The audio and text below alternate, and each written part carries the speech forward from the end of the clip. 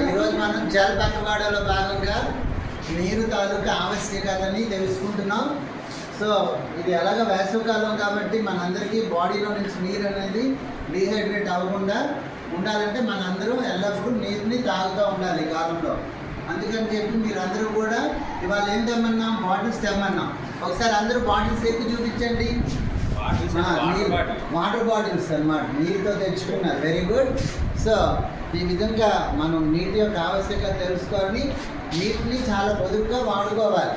ఎక్కడ పడితే అక్కడ పైపు లీకేజ్ ఉన్న వాటిని మనం చక్కగా కాపాడుకుంటూ నీటిని అందరికీ భావితరాలకి ఉపయోగపడేటట్టు మనం సుస్థిరాభివృద్ధి సాధించాలి.